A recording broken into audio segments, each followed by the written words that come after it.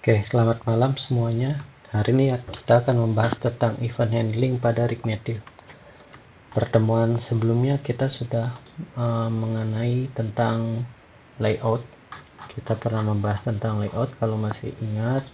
Lalu di pertemuan 3 kita membahas tentang komponen pada React Native. Nah, khusus hari ini kita melanjutkan ke bagian event handling. Pada dasarnya event yang paling sering digunakan adalah touch. Meskipun tidak dipungkiri kita menggunakan event lain, tapi paling sering adalah onPress. Nah, ini banyak macamnya tentang event, nanti bisa dibaca-baca. Oke, untuk di tutor kali ini saya akan memperagakan tentang bagaimana cara penggunaannya.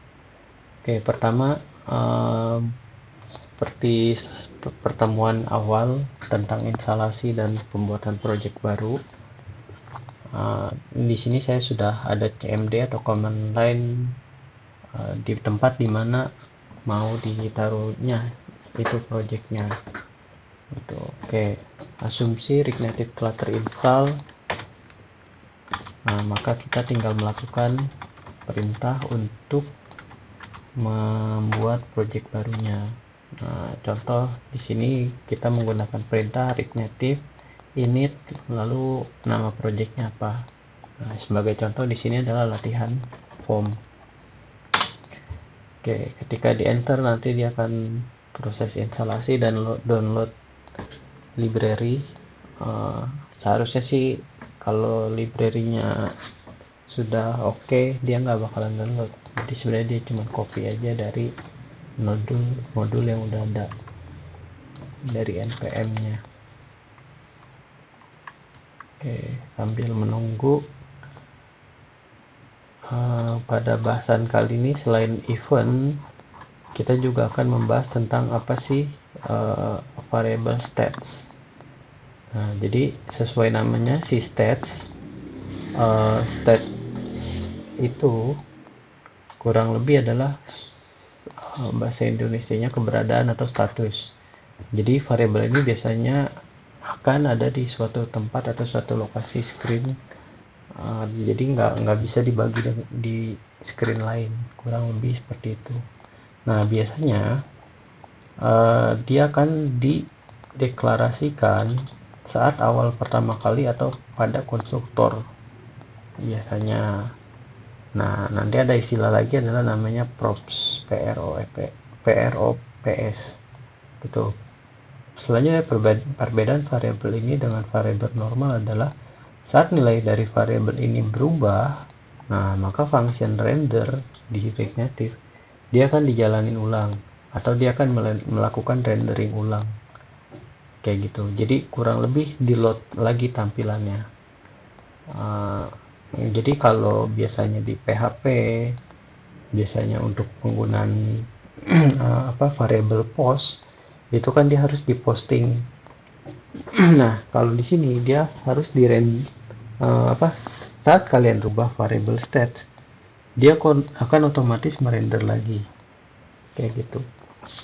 Nah, jadi nanti hati-hati saat kalian mengganti atau menggunakan nilai dari variable stat ini. Nah, karena kalau misalnya nggak ada yang aneh gitu atau ada yang secara kontinu, nanti dia bisa menyebabkan infinity loop kayak gitu. Nah, nanti kita lihat bagaimana sih cara kerjanya gitu. Nah, kita lihat ini kayak udah beres. Nah, ini kalau udah selesai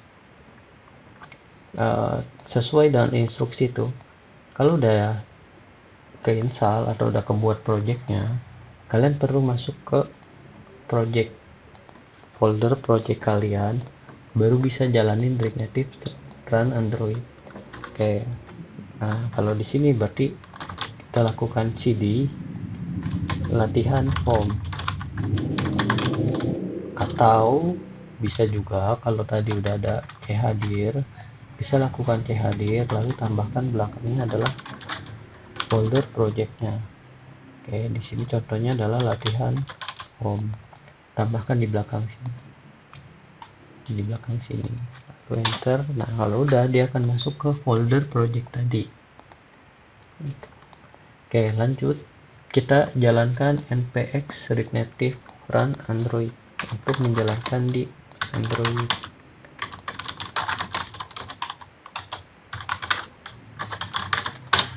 Oke, lalu nanti dia akan loading. Kalau project baru biasanya dia akan mendownload Gradle kalau Gradle-nya belum ada. Tapi kalau Gradle udah ada, dia akan bisa langsung dijalankan. Nah, dia akan menjalankan emulator otomatis. Kalau misalnya kalian jalan lewat USB, harusnya sih otomatis dia nanti masuk ke handphone kalian tuh. Nah ini masih loading ya, masih loading untuk aplikasinya. Kita tunggu aja dulu bentar.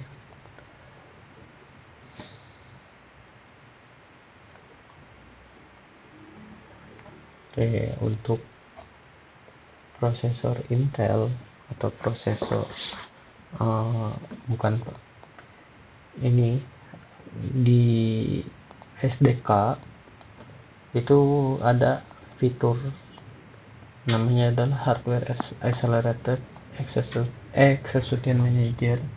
Nah dia nanti kalau kalian aktifin, dia akan otomatis ngeload emulatornya lebih cepat dibandingkan yang nggak pakai itu. Makanya tadi yang di sini udah otomatis nyala itu. Padahal kalau diulang terus tanpa ada si Intel hardware accelerated ini, bisa lebih lama dibanding yang tadi.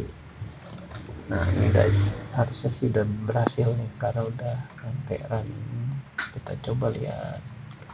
Oke, untuk project awal yang baru dibuat, nah defaultnya adalah kayak gini.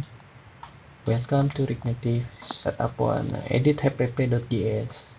Nah, jadi kalau mau ganti halaman ini berarti kan biasa ada di project kalian, folder project kalian. Nah nanti ada app.js, bisa diklik kanan, tinggal dibuka editor kalian. Nah kalau misal biasanya sih Visual Code ya, Visual Studio Code itu. Tapi kalau takut berat, Notepad plus aja. Oke, nah ini ada import. Oke, seperti yang kemarin udah dibahas. Jadi bagian atas adalah import. Nah komponen apa yang perlu dipakai, kalau nggak pakai boleh dihapus, kalau ada yang butuh baru ditaruh. Oke, terus ini adalah bagian kelas si filenya. Nah di sini karena filenya app.js, maka di sini biasanya sih harusnya adalah app juga tuh. Oke, terus ada style script bla bla bla. Nah ada export default app.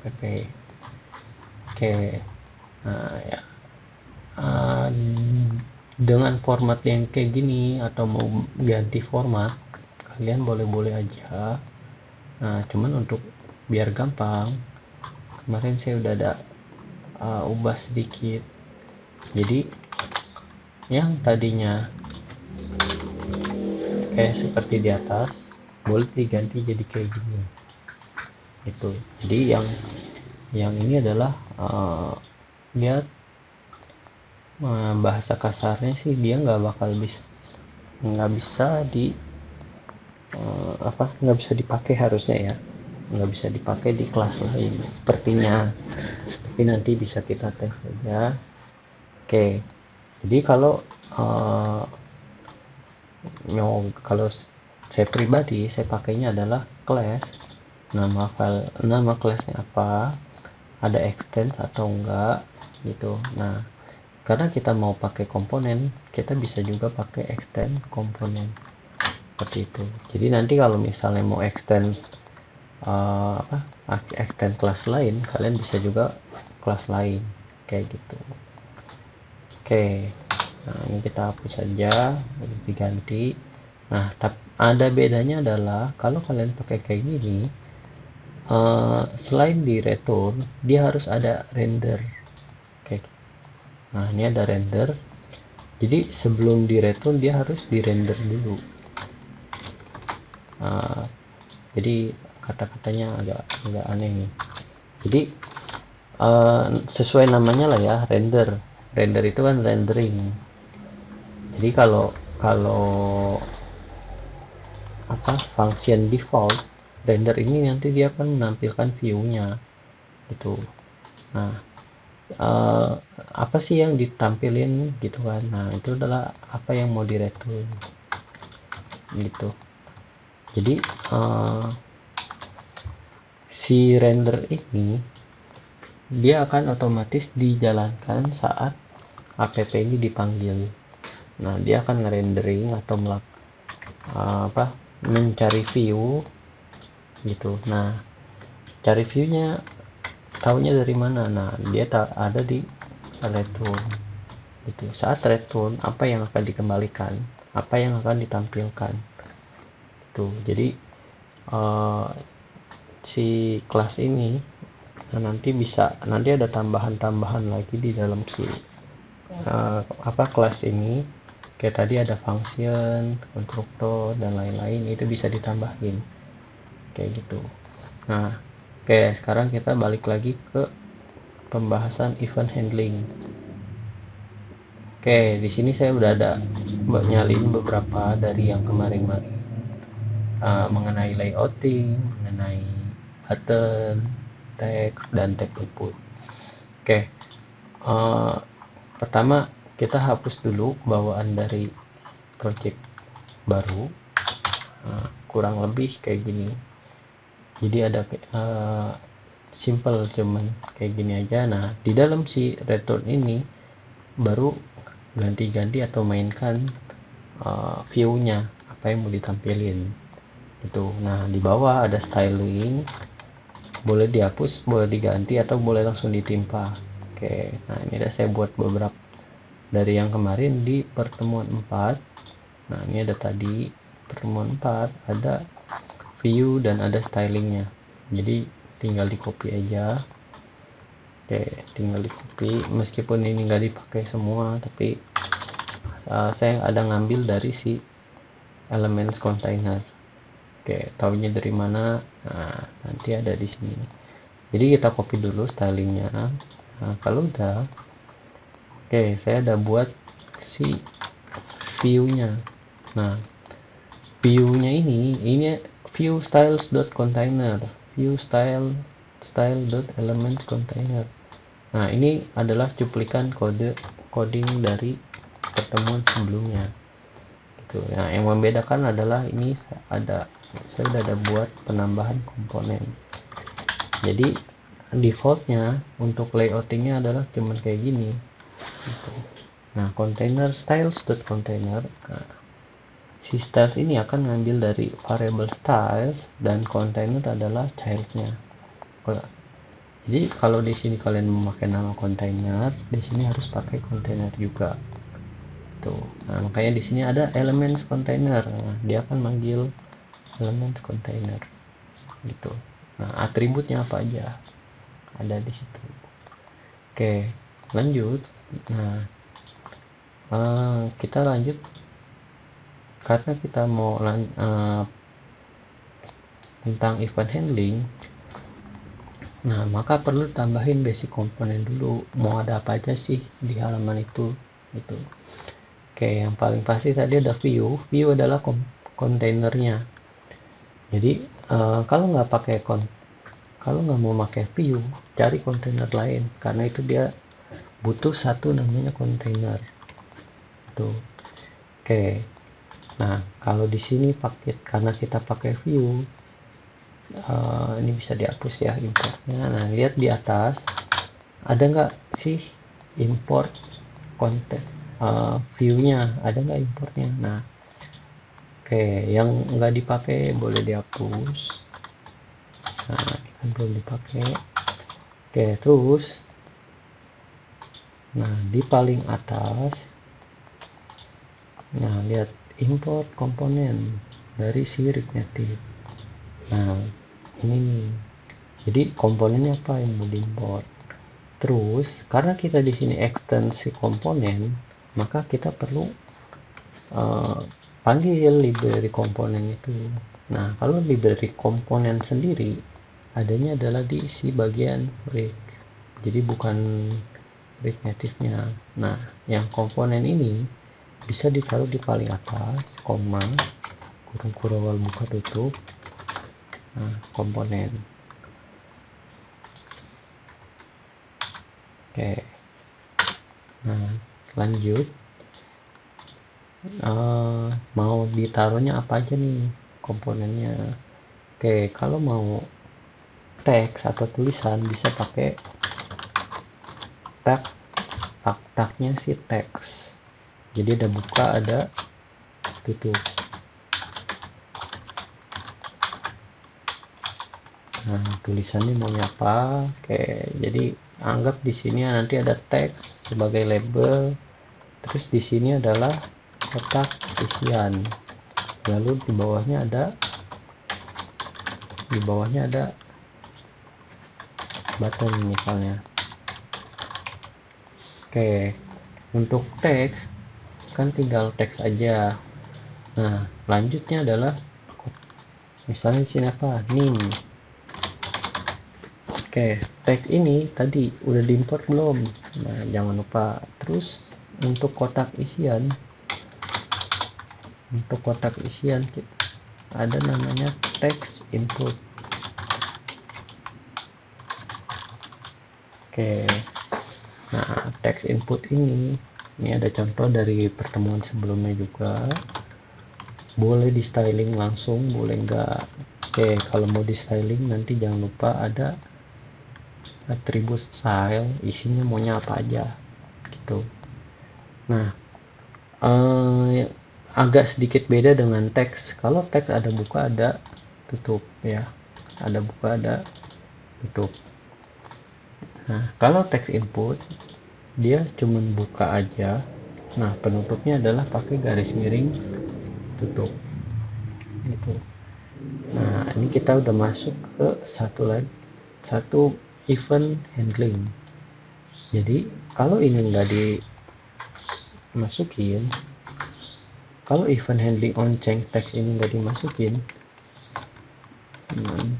dia cuman ada nampilin doang tapi nggak bisa diisi gitu.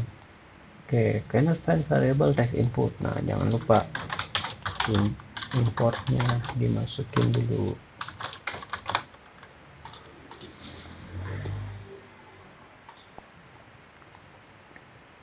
Text input, sorry, ini harusnya gede ya. Text must be rendered within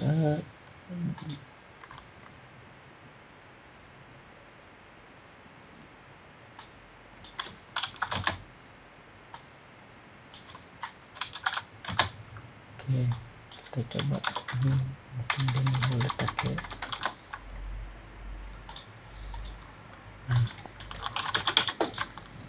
Dia bisa di input tapi nggak bisa ngapa-ngapain tuh. Oke, nah tadi penambahan handling ini.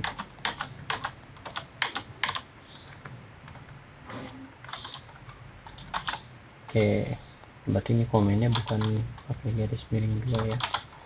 Oke, nah sesuai namanya on change text. Jadi nanti event ini dia akan di-trigger saat teksnya berubah. Nah, kalau di VB itu dulu namanya adalah on blur. Oke, nah di sini si on change text dia akan saat teksnya berubah, nah dia akan ngeset variable stats dengan nama variable states-nya adalah nama. Nah, nilainya adalah si teksnya. Gitu. Nah, nanti value dari si text input, kalau kita tambahin value sama dengan this.state.nama, nah dia akan text input akan merubah sesuai dengan si value-nya. Jadi value-nya adalah this.state nama. Nah, kenapa sih harus dipakai? Kayak kita coba lihat tanpa ini tadi saya Ctrl Z ya. Dengan dan tanpa value sama dengan bla bla bla. Oke, yang pertama kita tes kalau pakai value sama dengan this.state.nama. Sorry. Variable state-nya kan belum dideklarasiin. Untuk mendeklarasikan variable state, nah kita butuh namanya konstruktor. Itu. Jadi ini kita copy aja, taruh di sebelum render. Jadi di sebelum render, nah kalian deklarasiin dulu konstruktornya. Nah, kalau mau gampang ya taruh di paling atas setelah pembuka kelas. Jadi konstruktor, nah apa nih variable state-nya mau apa nih? Nah, ini ada contoh. Karena kita maunya pakai data mahasiswa, nah sebenarnya ada lagi nih nama, kayak yang ini nama ya, kita ganti. Jadi untuk deklarasi variable state di saat konstruktor, kalau harusnya pernah belajar pernah dapat ya. Jadi di konstruktor nanti deklarasi this.stats. Nah, stats ini tadi variable state. Nanti ada variable stats. Nah, ada apa aja tuh? Nama, email, password, alamat, dan lain-lain. Nah, perhatikan kalau di variable biasa adalah sama dengan, kalau di sini dia pakai titik 2. Nah, terus belakangnya adalah koma. Itu kenapa ya? Karena si stats ini adalah kurang lebih kalau di gamblangnya dia mirip kayak array. Bisa array atau bisa juga objek. Nah, satu objek bisa terdiri dari beberapa variabel atau bahkan beberapa array. Makanya di sini si stats ini tadi kalau dibilang gamblangnya adalah bisa dibilang array, bisa dibilang objek, tapi lebih tepatnya objek. Kayak gitu. Nah, nanti this.stats ada nama, email, bla bla bla. Nah, kalian bisa pakai. Lanjut yang tadi. Kita tes ya, kita coba jalanin. Nah, jadi saat yang tes pertama ini kita pakai value sama dengan this.state.nama. Nah, jadi waktu selesai isi nggak ada perubahan. Namun saat kalian hapus, nah ini kan loading lagi, kita coba apa yang terjadi. Harusnya sih nggak ada ya, harusnya. Nah, nanti gamblangnya kita coba tes lagi. Satu lagi adalah button. Oh, ini dulu deh. Jadi satu lagi di bawahnya adalah kita tambahin this.state.nama. Jadi kalau ada this.state.nama di bawahnya, nah saat kalian ketik dia akan otomatis ngikutin bawahnya. Jadi tadi ya, saat si variable stats ini berubah, si render ini akan dijalanin ulang. Nah, dia akan menampilkan ulang. Nah, karena di sini ada this.stats.nama, maka si teks ini dia akan munculin langsung otomatis. Tuh. Jadi kalau contoh lagi, misalnya dihapus nih, diganti jadi apa gitu kan. Nah, dia akan statis gitu. Meskipun di rendering ulang dia akan statis ya, karena emang di sini statis. Gitu. Jadi mirip kayak yang tadi ini. Jadi saat sebenarnya kalau misalnya ininya uh, di awal-awal sih kayaknya kalau nggak salah, kalau nggak dipakai kayak gini, kotak teks isiannya itu nanti akan kosong lagi, kotak isian ininya gitu. Jadi dia perlu pakai value. Nah tapi kalau ternyata mas nggak ngaruh ya nggak apa-apa, mau pakai atau enggak gitu. Oke, satu lagi tadi kita coba adalah button. Nah di button itu ada namanya adalah on press. Jadi title adalah apa yang akan ditampilin di depan. Oke, sorry, scan event variable button. Nah, jangan lupa importnya. Oke, tambahin komponen berarti harus manggil import. Oke, nah title berarti tulisan yang akan mau dimunculin. Misalnya kita ganti jadi tekan, atau misalnya submit. Nah on press itu adalah satu kali klik. Nanti ada lagi adalah on long press. Nah ini nanti di bahan, dan kalian juga sebenarnya harusnya udah cari-cari kemarin di library saat e-learning kemarin. Oke, jadi saat on press ini dia akan ngejalanin function di sini. Nah, atau kalau nggak ngejalanin function ya dia akan ngejalanin perintah yang satu baris. Tuh. Jadi contoh kalau misal kalian mau bikin function, misalnya button klik di atas. Oke, saat button klik dijalanin kalian maunya apa? Nah, saya maunya alert. Nah, alertnya alert apa? Oke.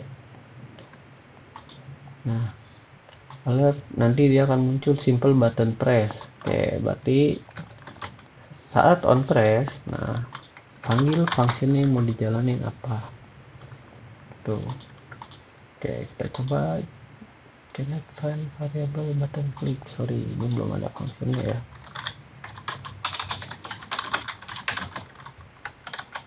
Oke, kalau nggak bisa di sini ada tambahan berarti nanti kita coba.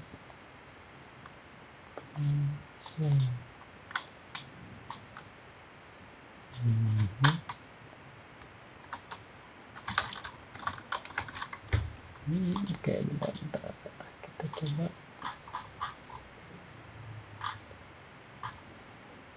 Oke, berarti kurang penambahan function. Nah, this. Oke, jadi ada yang kurang ya. Please load button click. Oke, set cannot find variable alert. Oh iya, lupa, belum ditambahin kan.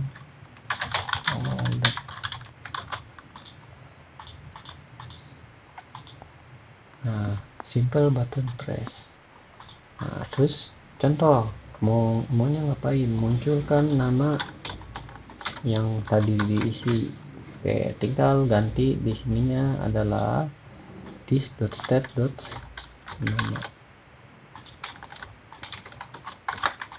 Nah, harusnya sih dia nanti akan menyesuaikan. Kayak contoh nama Andi, saat disubmit harusnya muncul Andi. Oke, kalau mau ditambahin berarti selamat datang Andi. Oke, selamat datang Andi. Oke, kurang lebih kayak gitu. Nah, nanti tinggal kalian kreasikan.